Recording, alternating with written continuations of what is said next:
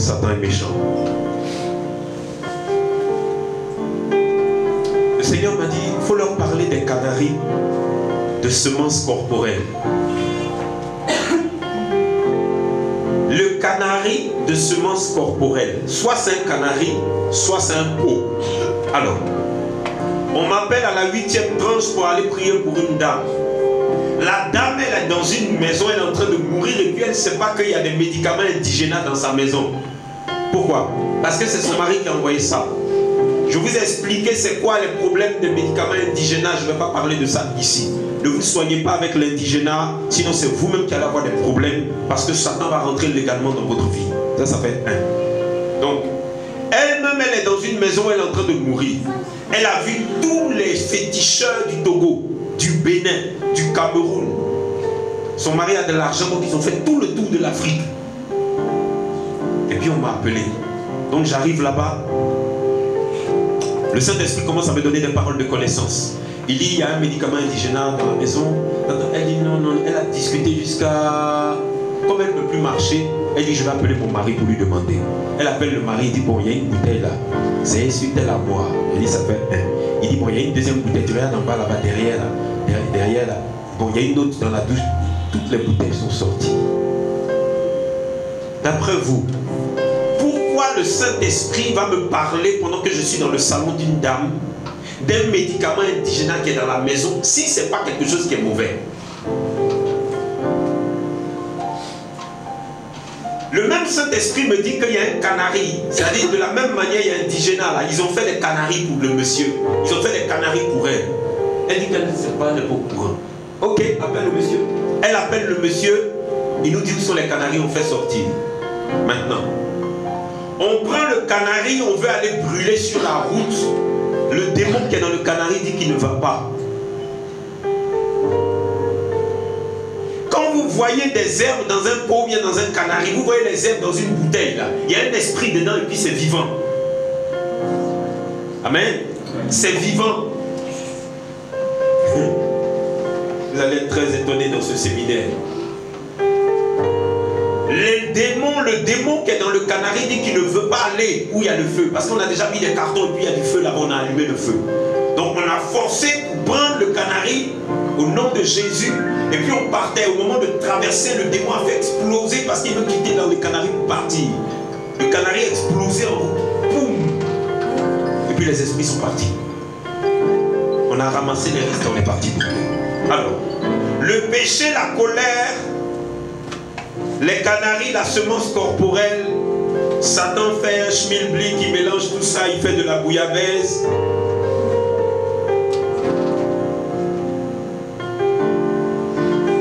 Pourquoi les canaris de semence corporelle? Parce que l'homme que vous êtes, la femme que vous êtes là, vous transpirez, ça veut dire qu'il y a la sueur. Amen. Ok. Même quand tu pleures, il y a des larmes qui sortent de toi. 2. Tu vas aux toilettes, donc tu vas faire pipi, tu as les urines, etc. Et certains esprits de démons, ils capturent la semence d'un homme ou d'une femme pour appeler son âme et pour ôter sa vie. Je répète, il y a des démons dans le séjour des morts qui ont besoin de ta semence quand tu t'en vas faire pipi, quand tu t'en vas uriner ou quand tu t'en vas faire des déchets. Voilà pourquoi il n'est pas donné d'aller aux toilettes n'importe où et n'importe comment. Et quand vous y allez, il faut tirer obligatoirement la chasse d'eau. Je n'aime pas ces lieux où on va, où il y a des toilettes et puis tu ne peux pas tirer la chasse d'eau. Et il n'y a même pas de seau qu'on te donne pour verser sur ce que tu as fait. Ta semence là, elle peut être utilisée. Et il y a des démons qui prennent ça et ils appellent ton âme. Et regardez, c'est avec ça qu'on a donné la folie à des personnes. Amen. Mon fils m'avait appelé, on était parti prier pour quelqu'un au CHU il y a 2-3 jours. Ils ont tenté de lui donner la folie, donc il est devenu fou. Et quand il est devenu fou, fou, par la prière, il a retrouvé ses esprits. Après, les gens ont dit quoi? Que dans sa tête, il y a des bêtes qui ont fait des œufs. Donc, toi, tu es comment et tu es en vie? Il y a des bêtes qui vont venir entrer dans ta tête et puis elles vont pondre des œufs dedans. Et puis d'autres bêtes vont naître dans ta tête. Si les bêtes commencent à marcher dans ta tête, tu vas devenir fou le même jour. Et donc avec ta semence, les démons peuvent te donner la démence, c'est-à-dire la folie. Tu vas commencer à manger dans les poubelles. Tu vas commencer à marcher, courir. Tu ne sais plus ce que tu fais. Le monsieur il m'a dit quoi? Il dit, je ne savais plus qui j'étais. Je ne savais plus ce que je disais. Comment un homme qui avait la folie hier est en train de m'expliquer comment ça s'est passé? Mais parce que ce sont des démons.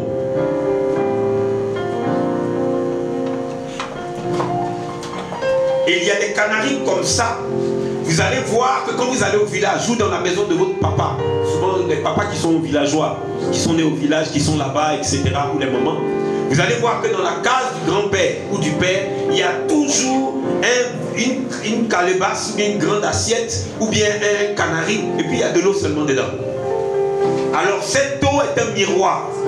Et ce miroir-là, quand il vient sur le miroir, par quelque chose qu'il détient de toi, il appelle ton âme et ton âme sort dans l'eau.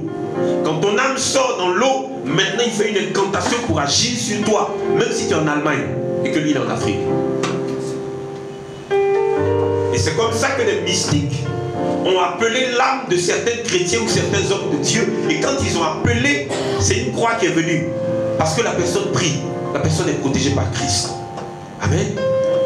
Ils utilisent la semence. Donc, vous devez faire attention. Il dit, Jésus-Christ était prudent. Il dit, soyez prudents comme des... On voit tout de suite ceux qui lisent la Bible. Alors, il y a un autre canari, un autre vase, mais lui, c'est pas les choses de ton corps qui sont dedans.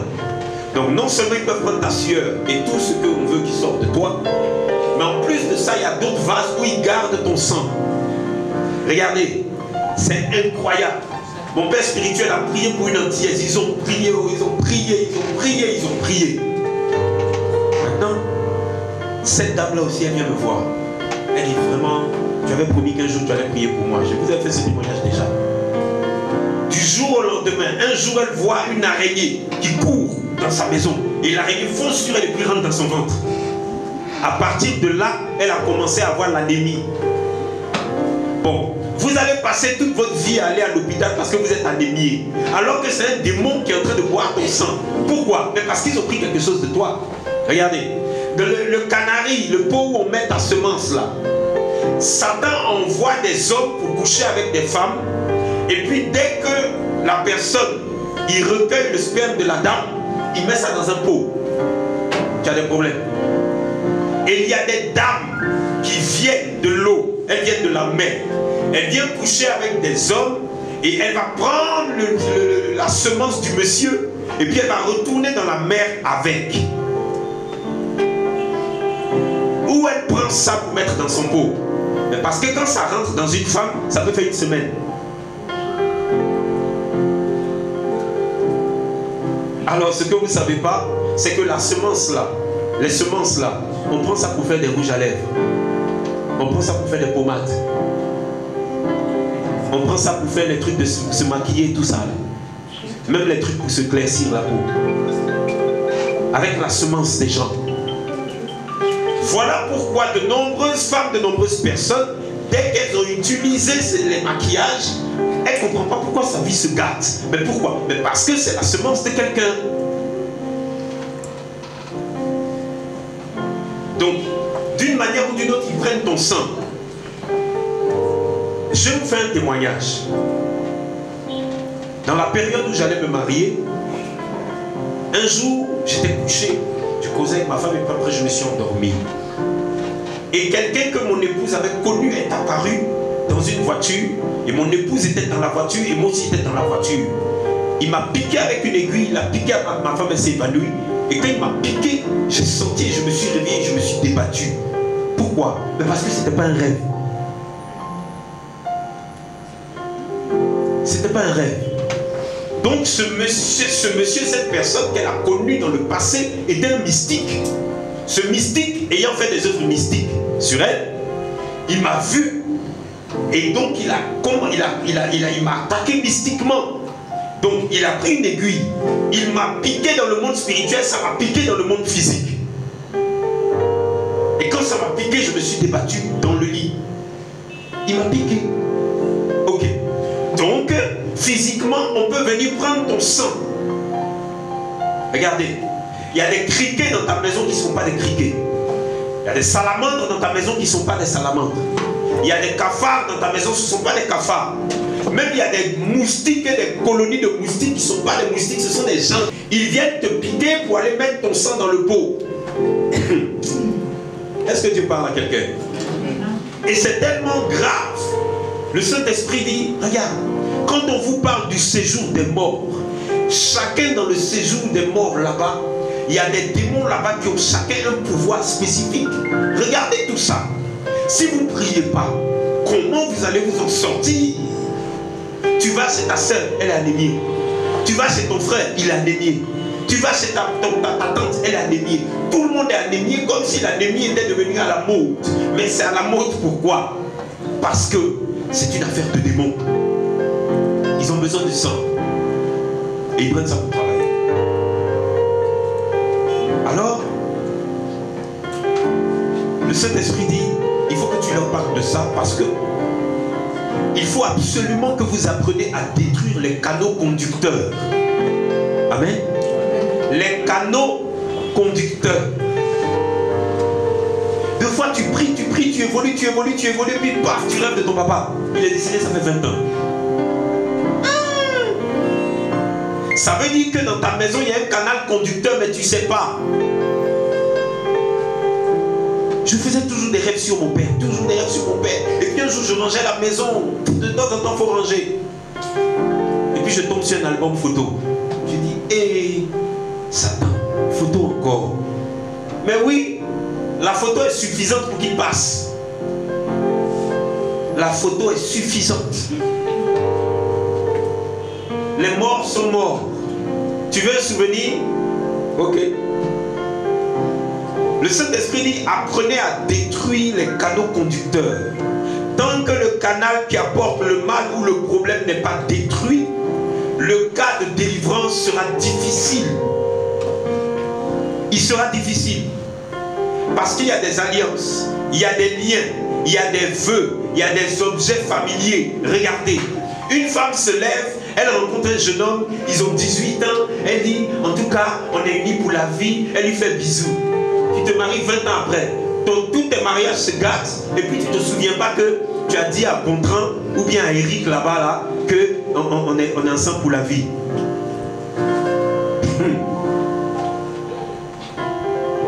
Mais on est plein, on a fait ça. C'est-à-dire, tu as dit au monsieur qu'on est ensemble pour la vie, c'est une alliance verbale qui est scellée dans le monde invisible. Maintenant, si par malheur, tu as eu une relation sexuelle avec la personne, c'est terminé. Le Saint-Esprit dit, apprenez à détruire les canaux conducteurs. Il y a des objets familiers. Il y a un truc qui me fatigue. J'ai tellement dit aux gens que le livre des Proverbes, le Seigneur dit dans la Bible, faites attention aux cadeaux, les cadeaux vont vous tuer. Chrétien ne comprend pas ça. Hein? Je vous ai dit que la mort est jolie. La mort est jolie. Ça dit, l'esprit de mort qui a son cheval parle là. Il regarde dans le séjour des morts. Il dit, Hélène, tu peux venir s'il te plaît, Hélène? Hélène va sortir là-bas un joli petit bikini comme ça. On dit, toi tu vas aller voir le prophète Steve Apocodie. Pourquoi Hélène elle est vilaine? Vous croyez que les gens qui meurent, qui ont le sida là, c'est une vilaine personne qui est venue les blaguer? Je vous ai fait le témoignage ici d'une dame qui est venue dans ma chambre d'hôtel. C'est-à-dire qu'elle est rentrée à la porte, là, sa jupe est déjà ouverte.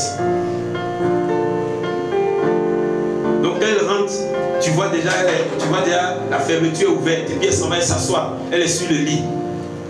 Donc Hélène, quand tu descends sur la terre, tu vas bien t'occuper de lui. La mort n'est pas vilaine. Et donc, Satan, les démons envoyés par l'esprit de mort, là, ils vont te faire des cadeaux. Parfums, bijoux, vêtements, tout ce que tu veux, on va te donner. Je connais plein de garçons dans ce pays et ailleurs. C'est par des cadeaux qu'on les a fait devenir pédés. On leur a donné des présents. Donc il s'est dit que si j'ai une villa, 25 voitures, et j'ai 6 millions, 10 millions par mois, oh non, ma vie est gagnée. Même si on prend sa semence pour envoyer en enfer, il s'en fout. Et ils ont coupé un de ses doigts, il est dedans. Ils ont coupé un de ses orteils. Et ils sont pleins comme ça. J'allais à l'école, le monsieur, ses cheveux ne poussent jamais. Et il lui manquait un doigt ou bien une main, je ne me rappelle plus. Je ne vais pas dire le nom de cette école-là, dans ce pays. Il a donné. Je connais un autre monsieur, c'est un ministre. Lui, il a donné sa fille. Donc la nuit, sa fille vomit de l'argent. Donc on ne l'a pas enterrée, elle est enfermée dans une chambre de sa maison. C'est aux 2 plateaux, c'est sorti dans le journal. La nuit, sa fille vomit de l'argent. Et donc, le Seigneur dit, apprenez à détruire les canaux conducteurs. Il y a des objets, il y a des trucs de famille, il y a plein de choses dans la maison. Ça crée des problèmes. Il y a quelque chose que le Saint-Esprit m'a dit de vous dire. Il dit, il y a quelque chose qu'on appelle les chaînes et les malédictions multiples. C'est quoi une chaîne multiple et puis les malédictions multiples? En fait, je vous donne un exemple. Je prends l'exemple d'une femme ou bien d'un homme qui est coureur de jupons. Vous allez voir que on a prié pour lui. Hein? On a fait sa délivrance, le monsieur. Mais bizarrement, après avoir servi Dieu pendant 3-4 ans, il retombe dans la même chose. Pourquoi? Mais parce que ce n'était pas fini. C'était pas fini. De deux, pour résister, il faut une consécration d'un certain niveau. Amen. Ok. Un grand nombre de malédictions demande un grand nombre de temps de délivrance. C'est vrai que finalement tout dépend de Dieu. Amen. Le Seigneur m'a dit quelque chose. Il dit, tu vois, il faut expliquer à mes enfants comment vaincre la puissance de l'esprit de mort. Il est plus dangereux que les autres démons. Pourquoi? Parce que lui, il est la finalité. Amen. Il est dangereux. Regardez que à partir du moment où on a enterré dans le cimetière tout ce qui t'appartient, tes vertus, à partir de là, tout est mort dans ta vie. Bon, ok. Comment vaincre l'esprit de mort et comment vaincre tous les esprits qui l'accompagnent? Si vous n'apprenez pas ces choses, vous allez voir Satan vous malmener. Quand à un moment donné, vous obtenez une certaine dimension spirituelle, vous allez voir que Satan fait des choses dans votre maison, ça vous fait sourire. C'est la Bible qui nous donne le secret. La Bible dit,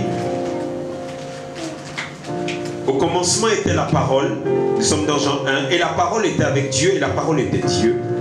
Elle était au commencement avec Dieu, toutes choses ont été faites par elle, et rien de ce qui a été fait n'a été fait sans elle. En elle était la vie,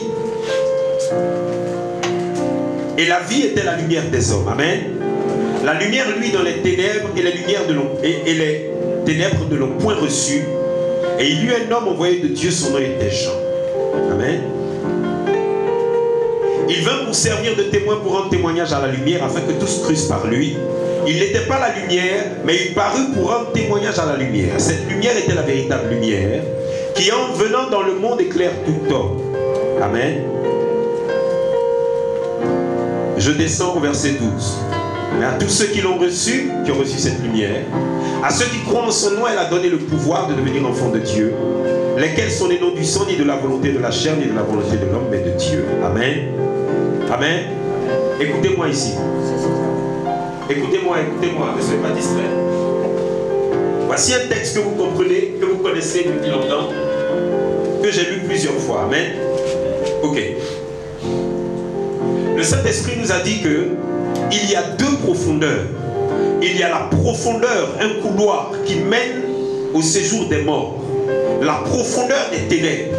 Et nous sommes en train de découvrir au fur et à mesure ce qu'il y a là-bas. Amen. Maintenant, il dit que de l'autre côté, il y a un autre couloir qui a la profondeur de la lumière. Amen. Vous allez voir que la profondeur des ténèbres, ça descend. Et la profondeur de la lumière, ça monte. Amen.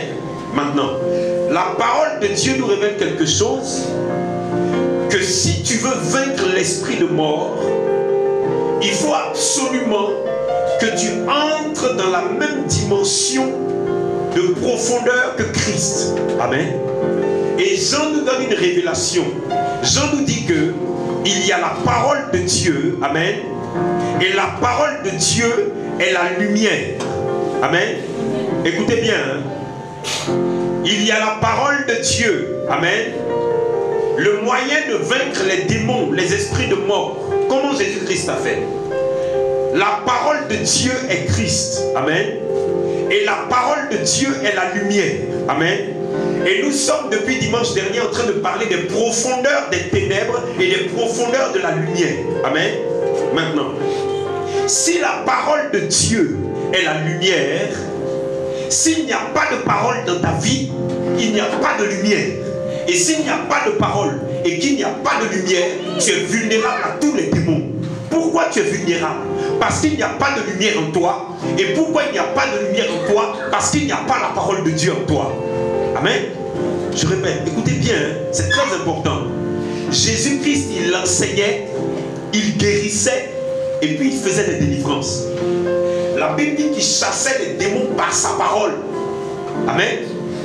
Il chassait les démons par sa parole. Donc, Jean nous donne un secret. Il dit, la parole de Dieu, qui est Jésus-Christ, est la lumière. Amen. S'il n'y a pas de parole dans ta vie, il n'y a pas de lumière. Et il y en a qui veulent avoir la consécration. Il y en a qui veulent la délivrance et la guérison. Mais ils n'y arrivent pas parce qu'il n'y a pas de lumière dans leur vie. Pourquoi il n'y a pas de lumière? Parce qu'ils n'aiment pas la parole de Dieu. Ils n'aiment pas lire la parole de Dieu. Ils n'aiment pas méditer. Tous les hommes de Dieu qui ont l'onction, la puissance de Dieu, c'est parce qu'ils lisent beaucoup. À partir du moment où ils lisent beaucoup, la parole de Dieu rentre dans leur corps et ça devient la lumière et le feu de Dieu. Quand ils rencontrent un démon, la parole de Dieu est confrontée au démon et ça brise les chaînes de Satan. Amen. Donc il dit, la parole est la lumière. Pas de parole, pas de lumière. Pas de parole, pas de présence de Dieu. Amen. Il y en a qui disent, je cherche la face de Dieu. Je cherche Dieu. Je cherche la face de Dieu. Je cherche la face de Dieu. Mais Dieu a convoqué Moïse et Dieu a écrit lui-même sur les tables de pierre. Il dit à Moïse, tiens la parole. Quand Moïse prend la parole, il s'en va dans le tabernacle, il met la parole dans l'arche. Où est-ce que Dieu apparaissait? Sur la parole. Donc pour trouver la présence de Dieu, le secret, c'est la parole de Dieu. Maintenant, si tu tombes sur une forme de Dieu qui raconte n'importe quoi, tu ne vas pas rencontrer Dieu. Parce que le monsieur, il ment. Donc, la parole est la lumière. Pas de parole, pas de lumière. Pas de parole, pas de présence de Dieu. Première étape. Il te faut la parole pour accéder à la lumière. Et lorsque tu as la parole, que tu accèdes à la lumière, tu accèdes à Dieu.